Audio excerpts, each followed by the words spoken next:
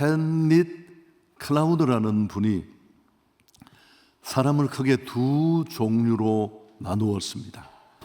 안전한 사람과 해로운 사람, 이렇게 둘로 나눴는데, 해로운 사람의 특징을 좀 말씀드리면 자기 잘못을 잘 인정하지 않습니다. 언제나 나는 옳고 문제는 다른 사람에게 있다, 이런 생각에 붙잡혀 있습니다. 상대방을 비판하고 책임 전가하기에 늘 급급하죠. 또 하나 해로운 사람은 무책임한 사람이라고 합니다. 그는 정의컨대 약속을 많이 하지만 잘 지키지 않습니다. 책임감이 부족하니까 정말 지켜내야 될 가족도 잘 돌보지 않고, 돈 거래 같은 것도 신용이 없습니다. 또 한 가지 해로운 사람의 특징은 변덕이 심한 사람입니다. 좋을 때는 간이라도 다 빼줄 것 같은데 한번 마음이 뒤집어지면 걷잡을 수 없습니다. 돌출 행동을 하고 사람을 당황하게 몰아붙이고, 반면에 햄릿 클라우드는 안전한 사람을 이렇게 정리했습니다. 자기 잘못을 정직하게 인정할 줄 아는 사람, 또 무언가 받은 은혜, 사랑이 있다면 기억하고 잊지 않는 사람, 조금씩이지만 날마다 자신의 성장과 변화를 만들어 가는 사람, 이런 사람이 정말 안전한 사람이라고 했습니다. 오늘 읽은 이 본문의 내용은 함께 더 깊이 묵상하겠습니다마는 변화된 한 사람의 영향력이 얼마나 놀라운가를 보여줍니다. 변한 척 하는 사람이 아니라 정말 회개하고 복음 안에서 한 사람이 변화되었을 때 그 변화된 한 사람이 만드는 변화와 영향력이 얼마나 막강한지를 보여줍니다. 이 창세기 44장은 좀 걱정되는 건 이게 42장부터 다 걸려 있어요. 45장, 6장까지 좀 차근차근 읽을 필요가 있는데 제가 설명을 다 드리면 또 길어지고, 야곱의 12아들 중에 이 변화를 주도한 사람이 유다입니다. 여러분, 야곱에게는 12아들이 있었는데 다 어머니가 다른 사람들이 섞여 있습니다. 이 배다른 아들들 가운데서의 갈등, 시기, 이런 것들 때문에 물론 아버지 야곱의 잘못된 태도도 문제를 많이 키웠습니다마는 결국 요셉이 배다른 형들의 미움을 받고 애굽의 종으로 팔려가고 이런 배경들이 있습니다. 그리고 아버지는 그 자식들 중에도 몇몇, 특히 라헬이라는 그가 한눈에 꽂혀서 많은 대가를 지불하고 아내로 맞았던 라헬의 적자인 베냐민과 요셉에게는 특별한 사랑을 보였습니다. 이게 편애가 돼서 이런 갈등을 증폭시키게 됩니다. 그런데 오늘 이 44장 앞부분 이어지는 단락에서 이제 비로소 야곱의 이런 편애가 깨어지는 것을 보게 됩니다. 이게 정말 원래 갈등의 구조를 태생적으로 가지고 있지만 야곱의 가정은 가장인 야곱이 잘못 반응함으로 이걸 키웠거든요.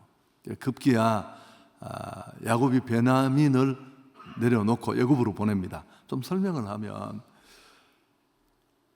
그 애굽으로 팔려간 요셉이 이제 그 당시 최강국의 총리가 되고 중근동에 큰 기근이 찾아와서 베냐민 또 한 아들을 남겨둔 10명의 아들이 양식을 얻으러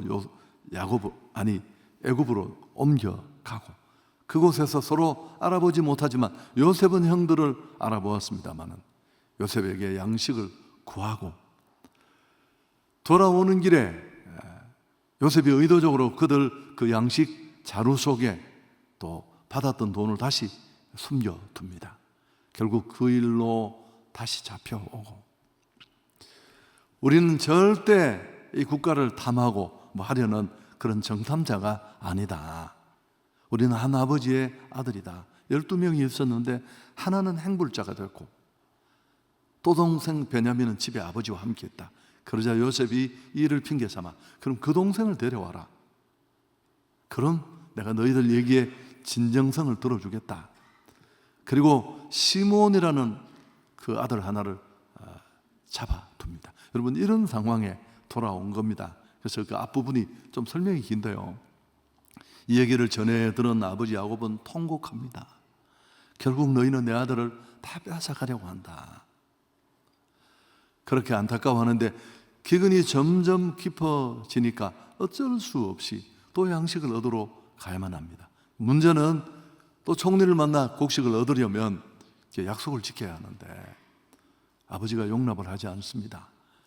마침내 아버지 야곱이 이제 결정을 하고 베냐민을 내려놓습니다. 사실 이건 단순한 것처럼 보이지만 그 야곱 가게 안에 또 야곱 안에 있던 자식에 대한 편애를 그가 꺾어내는 그런 과정으로 이해할 수 있습니다.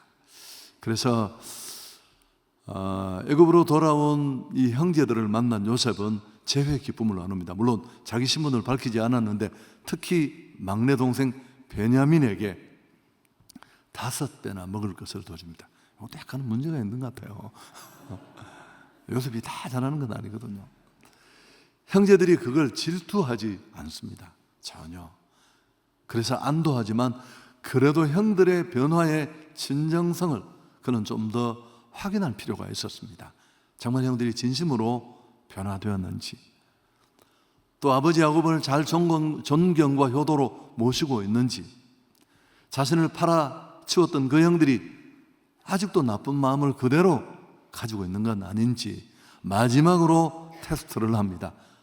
돌아갈 형들의 살자루에 또 역시 전과 같이 양식과 함께 돈을 다시 넣어둡니다. 특히나 이 베냐민의 자루에는 자신이 아끼는 은잔을 슬쩍 집어넣게 합니다. 이 사실을 알지 못하는 형들은 기분 좋게 파티를 마치고 대접을 마치고 고향으로 돌아갑니다. 양식 구했지, 첩자의 누명도 벗었지, 갇혀있던 시몬도 풀려났지. 아버지가 그렇게 걱정하던 베냐민 다시 데려가시.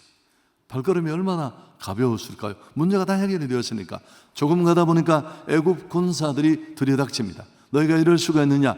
우리 주인이 너희들에게 얼마나 호의를 베풀었는데 어떻게 너희가 주인이 아끼는 물건을 도적질하느냐? 너희 소위가 정말 악하다. 놀란 야곱의 아들들이 무슨 말이냐? 절대 그럴 리가 없다. 근데 보쯤을 다 조사를 해보니까 말한 대로입니다. 12절에 보면 총리의 아끼는 잔이 그것도 베냐민의 자루에서 발견되잖아요. 여러분, 얼마나 기막힌 일입니까? 누구도 예상하지 못한 일이 일어난 것입니다. 형제들은 억장이 무너집니다. 자, 이제 지금까지 이게 본문의 설명인데 사실 이 꾸며진 위기, 사건 속에서 형들이 진심으로 바뀝니다.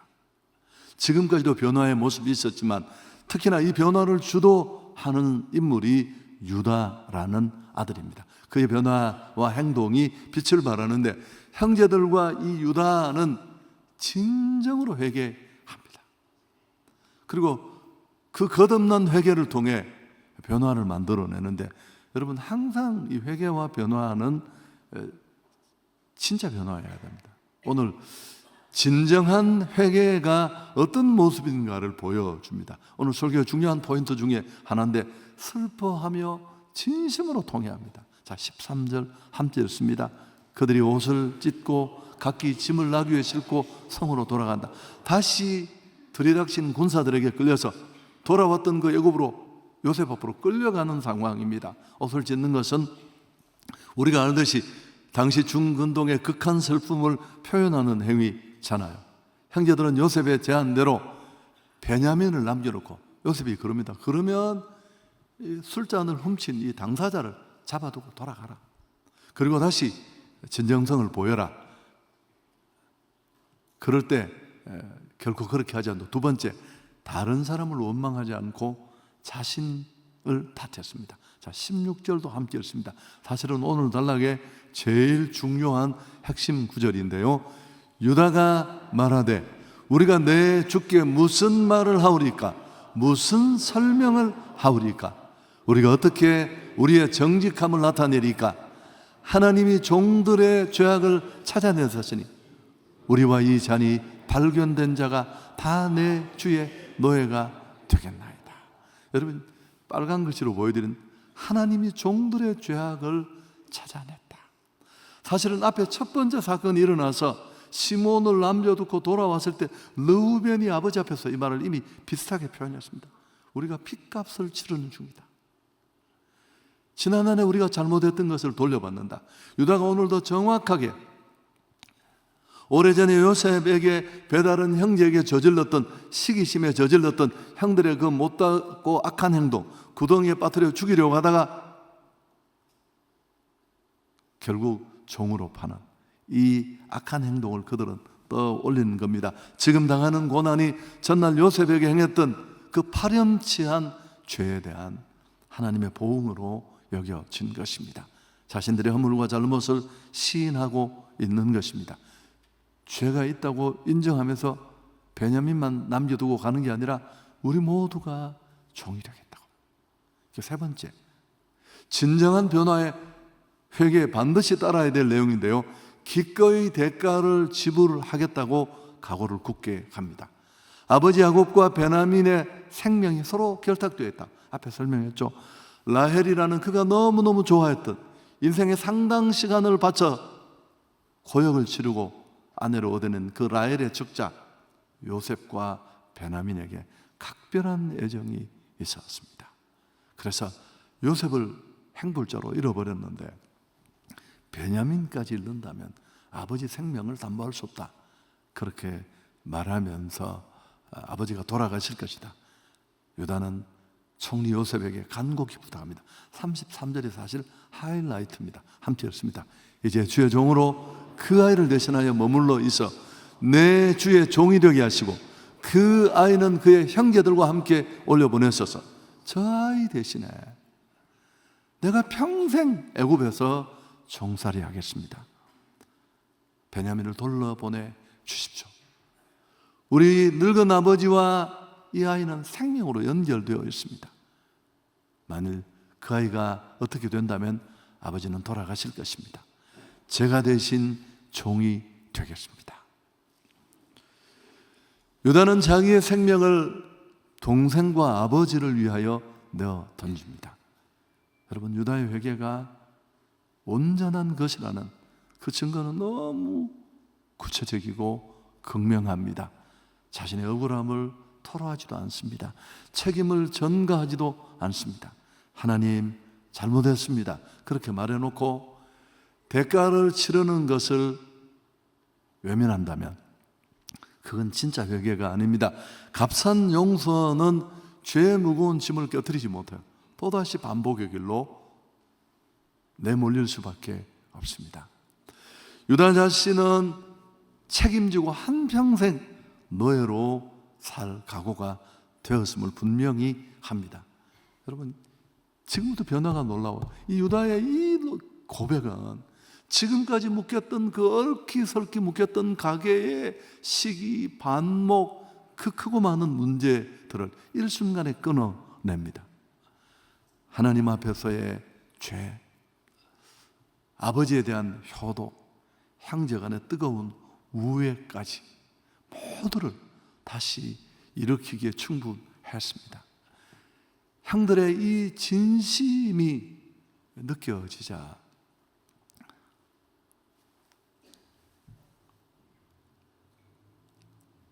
요셉은 견디지 못하고 오열하면서 자기 신분을 밝히죠. 형님들, 내가 바로 그 요셉입니다.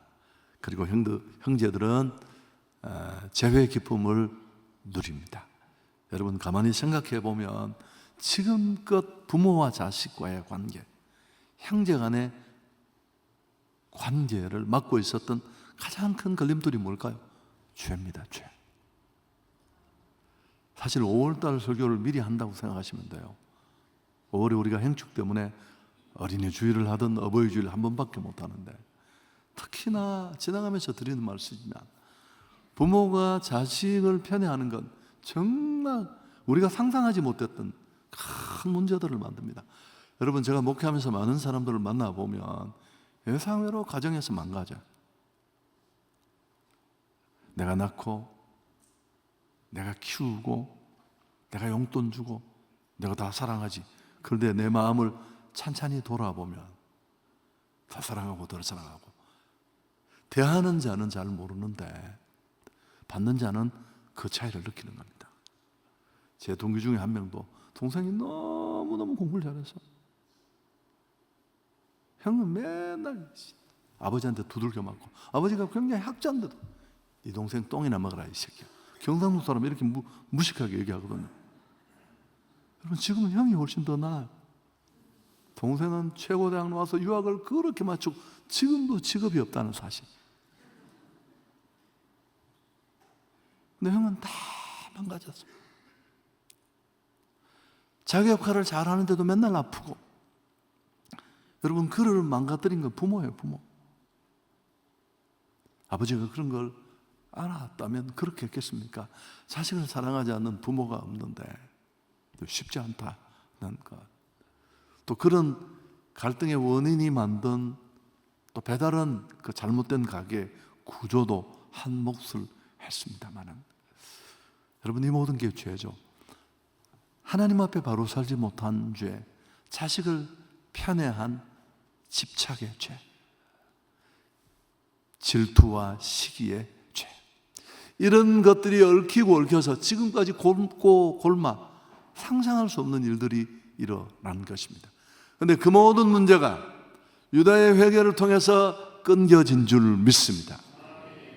진정한 인간관계가, 가족관계가 어떤 것인가를 보여줍니다. 여러분, 이거 무슨 기술이나 테크닉, 책을 읽고 뭐 이렇게 해야 된다, 배운다고 되는 게 아닙니다. 우리 안에 죄성이 끼어져야 할 줄 믿습니다. 진짜 우리 한 사람 한 사람이 새 사람이 된다면 가정에서, 교회 공동체에서, 직장에서 어떤 문제 있는 곳에 던져지더라도 시간이 걸릴 수 있지만, 잠깐 오해하고 갈등이 증폭되는 것처럼 느껴질지 모르지만 마침내는 이런 변화가 일어나게 될 줄 믿습니다. 그리고 오늘 유다 같은 이런 고백이 있어야 됩니다. 복음이 축복이고 굿뉴스가 되는 이유가 바로 여기 있습니다. 그리스도의 십자가 복음은 반목과 질서를 끊어내고 무너지고 점철된 관계를 다시 회복시킬 수 있습니다. 십자가의 은혜는 그분과 나, 하나님과 우리 사이의 수직적인 관계만 해결하는 게 아니라 십자가가 보여주듯이 수평적인 관계도 다시 적용시켜 회복시켜 줍니다. 예수 제대로 믿으면 나도 하나님 앞에 떳떳해. 근데 수평 관계가 엉망인 사람 많잖아요. 여러분, 그 신앙은 점검이 필요한 신앙이에요. 시기와 반목과 질시, 그리고 그 고통을 끊어버리고 새로운 역사가 시작됩니다. 여러분, 근데 우리는 왜, 물론 상황이 다 다르고 또 나와 상관없이 그 전대로부터 내려오는 어려움들이 얽혀 있습니다만은, 그럼에도 불구하고 쉽게 변화되지 않는 이유는, 진정한 만남과 화복이 이루어지지 않는 이유는 회개의 진정성입니다. 진짜 복음 안에서 회개하는 진정한 회개가 있을 때 삶의 변화는 전제됩니다. 유다와 같이 내가 대신하여 종이 되겠습니다. 내가 먼저 희생하겠습니다. 오늘 우리 가게가 이 모양이 된 건 다 내 탓입니다. 그게 아버지든 그게 엄마든 그게 형님이든 예수 믿고 금방 얼마 되지 않은 막내든, 여러분, 누군가가 진심으로 책임을 지고 멍해를 치고 내 탓이라고 말하면, 문제 있는 집은 항상 가면 우리 남편이 문제가 많습니다. 아이고, 내 아내 장난 아닙니다. 애 꼬라지 보십시오, 저거. 여러분, 거기는 아무런 해결책도 없다는 사실. 그래서 유다와 같이 내가 대신하여 종이 되겠습니다. 이 고백이 없고 이 마음이 없고 이 결단이 없었습니다. 형제간이든 부부간이든 자존심 세우지 말고. 여러분, 이런 원리는 세상이나 공동체, 가정 속에 동일합니다. 열망은 많으나 하나 되지 못하고 분열 속에 살아갈 수밖에 없는 이유도 모두 여기에 있습니다. 우리는 어떤 생각을 가지고 있냐면, 저부터 우리 모두의 마음 속에는 이렇게 내가 깨어지고 낮추면 손해볼 것이다, 쪽팔리고 무시당하고 없는 것처럼 보이고. 여러분, 그렇지 않습니다. 오늘 성경은 그것도 보여주는데, 유대인에게는 12지파가 있습니다. 다 이 아들들이잖아요. 그 중에 예수님이 어느 지파에서 태어났습니까? 유다 지파. 다윗 왕도, 그 대단한 왕도 유다 지파에서 태어났고요. 지금도 정치적으로는 이스라엘이라고 부르지만 인종적으로는 그들을 뭐라고 부릅니까? 유대인이라고 불러요. 그 꼿꼿하던 12지파 다 사라지고 흔적도 없는데 유다 지파만 남았어요. 그 강한 혀 다 빠지는, 우리가 죽음 앞에 서는 그날, 요새는 임플란트 때문에 표도 안 납니다만 끝까지 살아있는 게 혀잖아요. 맨날 이한테 씹혀서 피나고 잘리고 했는데, 자기 조상 유다가 무엇이라고 고백했습니까?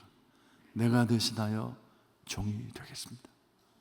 내가 노예가 되어서 희생하고 대가를 치르겠습니다.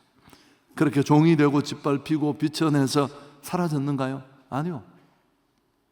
지금까지도 우리가 기억하고 따르고 싶어하는 섬김과 희생이 결코 손해가 아닙니다. 여러분, 주장하고 비판하고 공격하던 신문, 사람, 내가 오늘 여기서 구체적으로 얘기를 못하는데 저는 증거를 가지고 하는 얘기예요.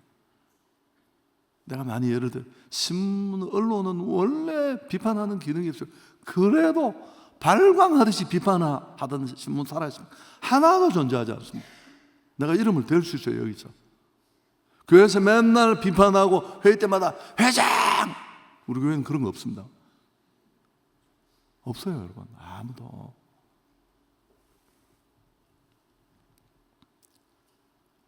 하나님이 눈을 씻고 찾으시는 사람이 누굴까요?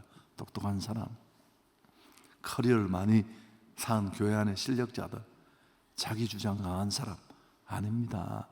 유다처럼 고백하는 사람이 필요합니다. 내가 종이 되겠습니다. 우리 공동체가 오늘 이렇게 아픈 건 내 탓이 큽니다.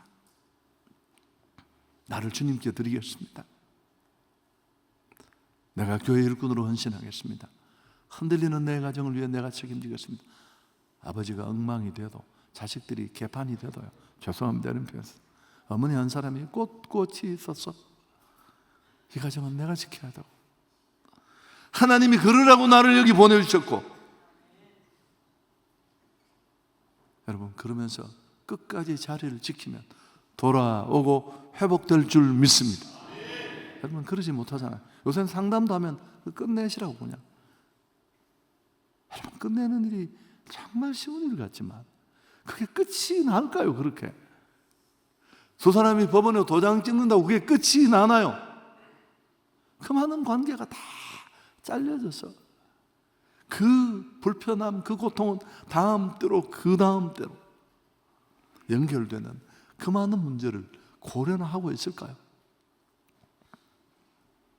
여러분, 이런 마음만 있으면 회복되고 살아날 줄 믿습니다. 마틴 루터가 말했습니다. 나는 유다가 요셉 앞에 엎드려 드렸던 그 기도를 나도 하나님 앞에 드리고 싶다. 하나님, 나를 받으소서.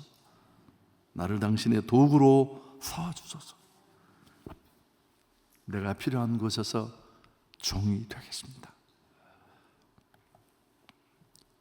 이 기도를 우리 역시 하나님 앞에 드릴 수 있어야 합니다. 이 고백이야말로 분열의 시대, 갈등의 시대, 가정조차 다 깨어진 이 시대 속에, 통곡하는 이 시대에 가장 위대한 고백이 될 줄 믿습니다.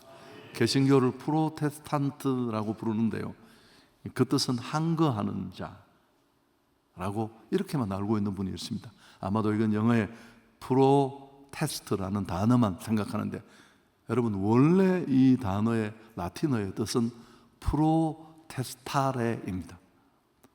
어떤 뜻이 있느냐 하면 대표자, 대변자. 개혁주의는 맨날 비판하고 한가만 하는 줄, 그런 뜻이 아니에요. 그건 영어 단어만 생각한 거예요. 원래 라틴어의 의미는 그런 게 아닙니다. 한가하나 비판하는 일은 쉽습니다. 책임이 따르지 않잖아요. 제일 쉬운 건 공격하는 거예요. 여러분, 그러나 대변자로 나서는 건 오늘 유다처럼 그건 쉽지 않아요. 책임을 져야 하고 대가를 치러야 하고 내가 희생해야 하고. 오늘 이 한 사람의 대변자로 말미암아 복된 일들이 쏟아집니다.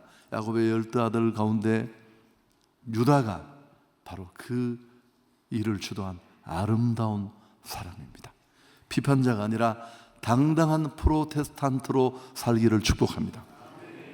교회와 하나님의 나라 가정에서 화해를 주도하고 회복의 걸음이 되고, 더 나아가서 그 회복의 진심과 근본성을 가능케 하는 복음의 전달자로. 여러분, 제가 이분 얘기는 몇 번 했는데 오늘 좀 이름을 밝히지 않고 살짝 또 한 번 얘기를 하고 지나간다면, 내가 일주일 내내 생각해 본데 이보다 적절한 예는 없어요. 사실은 제가 경산중앙교회 담임으로 가게 된 건 이분 때문이었어요.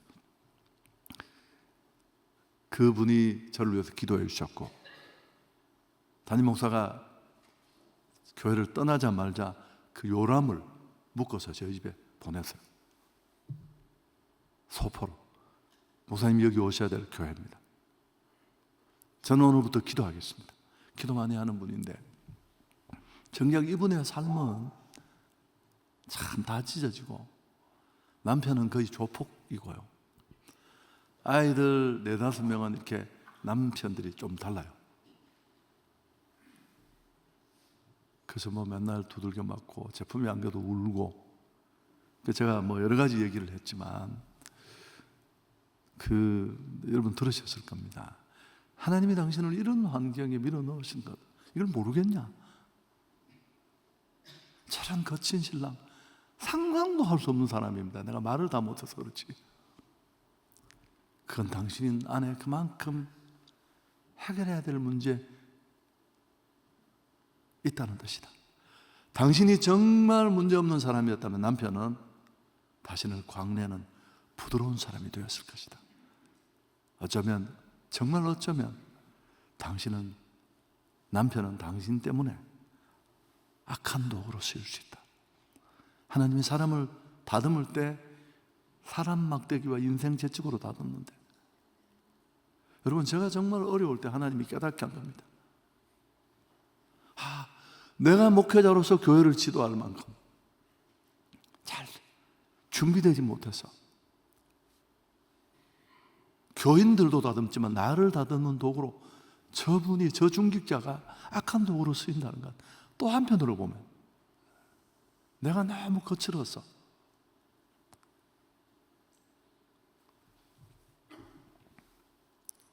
그 말을 하고 둘이 펑펑 울어서, 여러분, 그 아이 5명, 6명이 다 모델도 되고 결혼도 하고, 마지막 하나 남은 아이가 약간 우울증에 시달리고 그랬는데 지난해 결혼을 했습니다. 페북에 그 사진이 올라왔는데 신랑이 얼마나 잘생겼는지. 우울증이 깊어질 때 제야 내고 대구 내려가서 만나도 밥도 먹고 뭐 그랬던 기억도 나는데, 여러분, 제가 이 말씀, 그 한 여성이 진심으로 복음을 경험하고 헌신했습니다. 그 남편은 장로님이 되고, 조신 하나님께